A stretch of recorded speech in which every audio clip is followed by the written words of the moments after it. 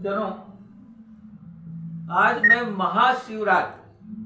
महाशिवरात्रि का अर्थ, महाशिवरात्रि क्यों मनाई जाती है आज ही, और उसकी क्या विशेष विधान, इसका क्या है, प्रकाश डालने जा रहा हूं। बड़ा संक्षिप्त आपको बता दूं, ये जो रात्रि है, इसी रात्रि में शिव तत्व के साथ साकार हुआ, ये समझ लीजिए, जिसका शिव तत्व के साथ बड़ा घनिष्ठ संबंध है, इसीलिए शिवरात्रि। और सबसे बड़ी बात यह है, इसी तिथि को, इसी रात्रि को, इसी तिथि की रात्रि को शिव जी निराकार से, शिव जी का निराकार से साकार रूप में अवतरण हुआ था, इसीलिए ये महाशिवरात्रि के नाम से जानी जाती है, कहलाती है। इसमें चारों प्रहर की पूजा का बड़ा विधान है। 4 पहर की पूजा, मैं आपको ये बता दूं कि 4 पहर का मतलब आप समझिए रात्रि की ज्यादा है, दिन में इसका कम, रात्रि को 4 पहर की विशेषता, इसलिए शिवरात्रि। क्योंकि 4 पहर होते हैं, जो 6 बजे से 9 बजे तक एक पहर हो गया, 9 बजे से 12 बजे तक दूसरा पहर हो गया, 12 बजे से 3 बजे तक तीसरा पहर रात्रि का हो गया, 3 बजे से 6 बजे तक रात्रि का चौथा पहर। ये 4 पहर मैं बता रहा हूँ कि आगे देखिए आप। वाराणसी में एक जो है ना, वाराणसी में एक ऐसा भील रहता था जंगल में, अपने पूरे बड़े भारे परिवार के साथ रहता था, बहादुर था और बड़ा शिकार करके, हिरणों को शिकार करके, हिरणों का, और डकैता डाल करके, चोरी करके परिवार को पालता था। एक दिन वो शिकार करने के लिए जंगल में निकला, और जैसे निकला वहां तो उन्होंने देखा कि मेरे परिवार में बहुत भूखे हैं, तो वहां गया तो शाम हो गई, अस्त हो गया, सूर्योदय, सूर्य अस्त हो गया, तब तक कोई शिकार हाथ में नहीं आया। तो अचानक उसको एक तालाब दिखाई दिया। उस तालाब के किनारे एक बेल का वृक्ष था। उस बेल के वृक्ष में उसने समझा कि मैं अगर उसमें बैठ जाऊंगा और इसके बाद अगर उसको बैठ करके फिर कोई ना कोई पानी पीने तो रात को आएगा, कोई ना कोई पक्षी पशु, इसलिए ऐसा सोच करके शिकार के लिए बैठ गया।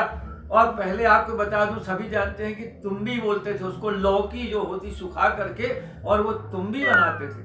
तुम्बी मतलब उसमें पानी, लकड़ी, उसमें सुतली बांध के लकड़ी को तुम्बी से पानी भर के, और फिर इसके बाद उसको टांग लेते थे अपने कंधे में, वो तुम्बी को, और उसमें एक लगा देते थे कोई पत्ती वत्ती का या किसी चीज का, तो ऊपर ढक्कन।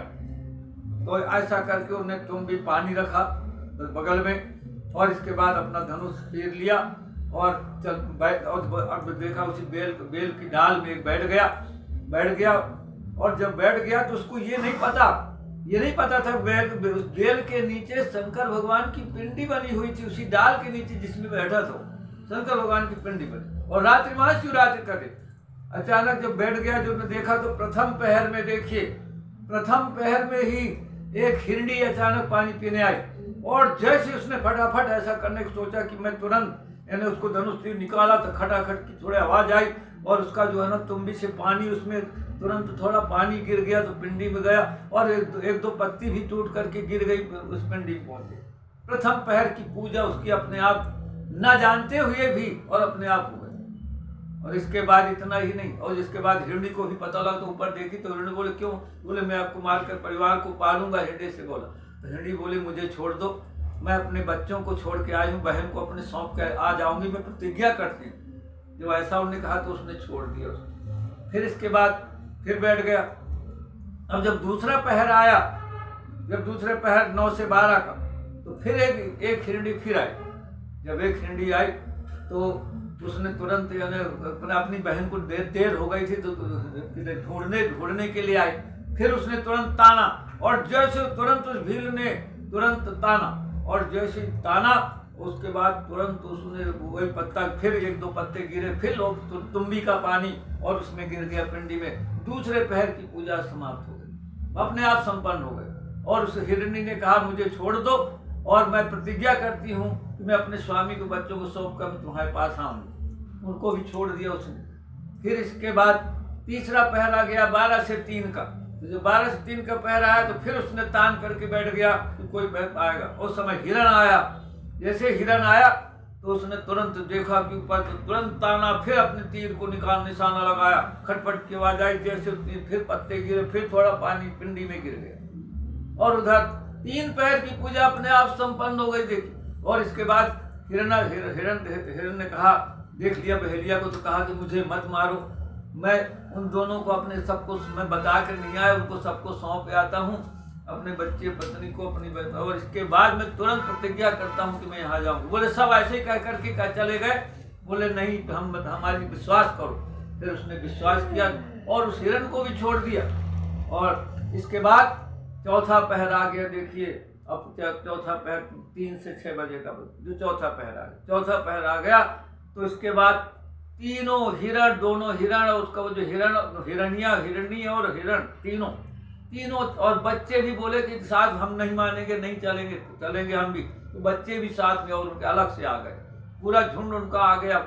जब आ गया तो जैसे झुंड देखा, खुश हो गया कि अब तो आज बड़ा शिकार ज्यादा मिल गया, बढ़िया, अच्छा पेट भरेगा मेरे परिवार।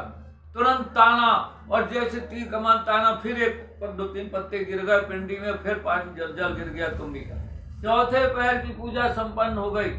और उनसे कहा उस भील ने, आप लोग ये ना आते तो मैं क्या करता, क्यों आए? बोले ऐसा नहीं, हम प्रतिज्ञा किया था आपसे, इसलिए हम आए। आप अपना हम तृप्त करिए अपने परिवार को, हमें बड़ी खुशी होगी।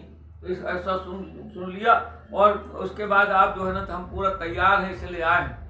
उसको बड़ा आश्चर्य लगा कि बताओ। उन्होंने कहा कि जब तुम इस प्रकार से, देखो ये पशु हैं, फिर भी कितना इनकी प्रतिज्ञा है, कितना ये परोपकारी है, कितना ये न्यायप्रिय है, नीति वाले हैं, और मैं एक आदमी होकर के, इंसान होकर के कैसा कर रहा हूँ। उसको बड़ी वाह गई। उसका कारण ये नहीं है कि ऐसे आ गई, जब 4 पहर की पूजा ही संपन्न हो गई तो शंकर भगवान के कारण उनकी बुद्धि बदल गई।